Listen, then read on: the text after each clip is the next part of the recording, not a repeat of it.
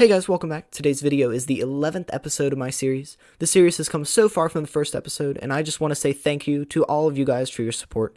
So, no more waiting, here's the 11th episode of Agent Bankrupt, the first season.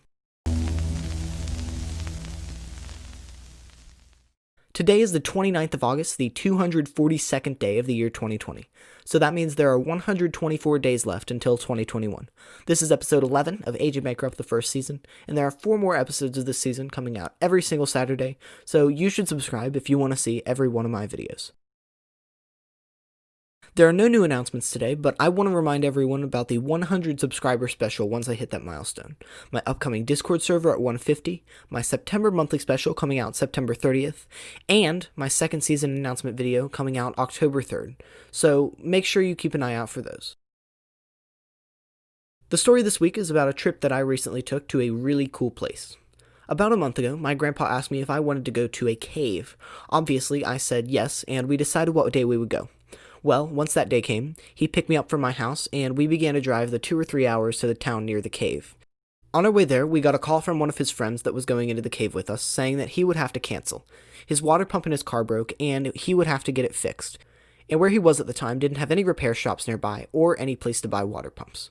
Once we got to the town near the cave, my grandpa's friend, or our sort of guide, was waiting in the parking lot.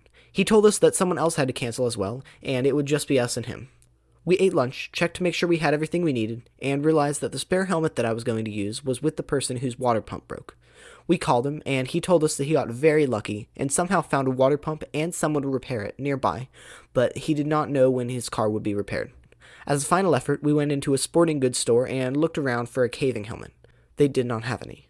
We were in the parking lot discussing what would happen, and we decided that we would have to reschedule the trip to the cave. My grandpa's friend left to go home, while we tried to figure out what we would be doing for the rest of the day since the cave trip didn't work out.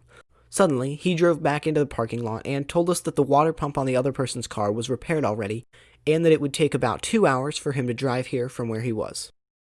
Well, 2 hours later, he arrived, and we began our journey up to the cave. The cave was along a mountain creek that runs through a bunch of state-owned land. Since it is on state-owned land, we are allowed to go there. Now, this cave had no entrance fees or people working there or anything. It was just in the middle of nature. So if you want to go into a cave like this, please make sure someone who's very familiar with the cave and safety in caves is with you. Luckily, the guy who was our sort of tour guide used to be the head of the state caving society or something like that. We got our gear on, walked into the cave, took a few pictures, and went inside.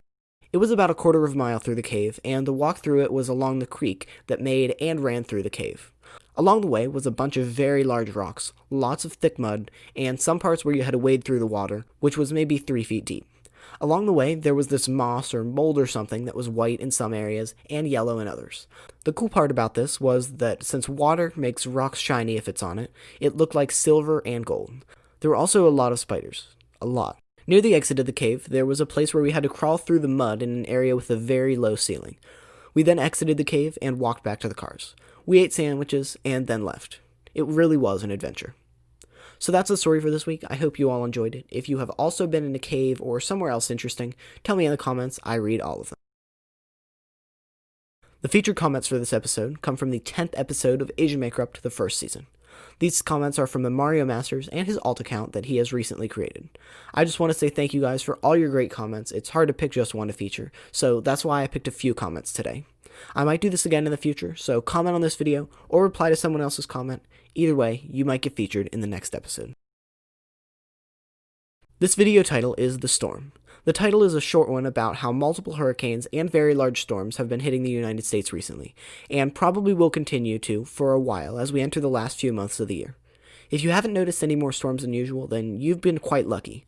Where I live, we haven't had one day this week without heavy rain, lightning, or strong winds. If you're in the path of a hurricane, please make sure you do everything you can to stay safe. The puzzle this week was one that is a bit different from all the other ones.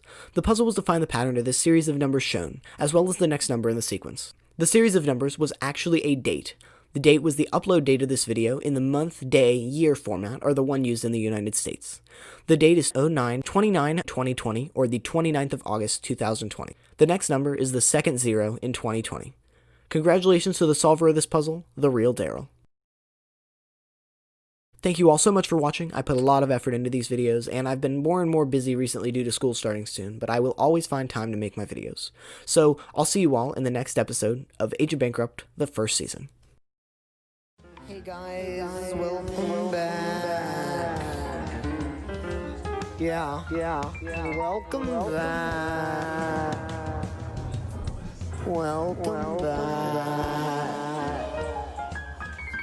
Welcome back.